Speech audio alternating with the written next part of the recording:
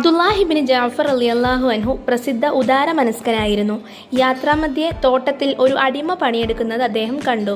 ഈത്തപ്പഴം പെറുക്കിക്കൂട്ടുന്ന പണിയാണ് അയാൾക്ക്. പണിക്കാരന് പ്രാതൽ കഴിക്കാൻ യജമാനപുത്രൻ 2 റൊട്ടി കൊണ്ടുവന്നു. അയാൾ ഭക്ഷണം കഴിക്കാനിരുന്നു. വാലാട്ടി വിനയം കാണിച്ചുകൊണ്ട് ഒരു നായ അരികെ എത്തി.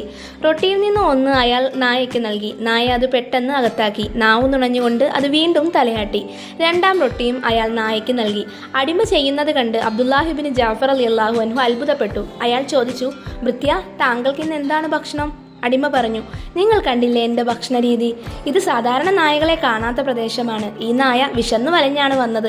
എൻ്റെ വിശപ്പിനേക്കാൾ ഞാൻ നായയുടെ വിശപ്പിനെ പരിഗണിച്ചു ഭക്ഷണം അതിന് നൽകി. അപ്പോൾ അബ്ദുള്ള പറഞ്ഞു, ഇനി നിങ്ങൾ ഭക്ഷണത്തിന് എന്ത് ചെയ്യും?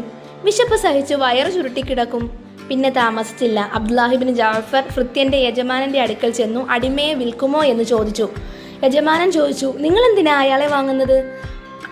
അയാൾ താൻ കണ്ട കാര്യങ്ങൾ യജമാനനെ ധരിപ്പിച്ചു. അയാളെ വിലയ്ക്ക് വാങ്ങി അടിമത്തത്തിൽ നിന്ന് മോചിപ്പിച്ച് ഒരു തോട്ടം വാങ്ങിക്കൊടുക്കുകയാണ് ലക്ഷ്യം എന്ന് പറഞ്ഞു. നിങ്ങൾ ഈ ഒരു കാര്യം മാത്രമല്ലേ അയാളിൽ നിന്ന് കണ്ടിട്ടുള്ളൂ? ഞങ്ങൾ ധാരാളം അത്ഭുതങ്ങൾ അയാളിൽ നിന്ന് കണ്ടിട്ടുണ്ട്. താങ്കളെ സാക്ഷിയാക്കി ഞാൻ ആ ഭൃത്യനെ അള്ളാഹുവിൻ്റെ മാർഗത്തിൽ മോചിപ്പിക്കുന്നു. അയാൾ ജോലിയെടുക്കുന്ന ആ തോട്ടം അയാൾക്ക് ദാനം നൽകുകയും ചെയ്തിരിക്കുന്നു. ഈ കഥ ഇഷ്ടപ്പെടുകയാണെങ്കിൽ ലൈക്കും ഷെയറും ചെയ്യുക. താങ്ക്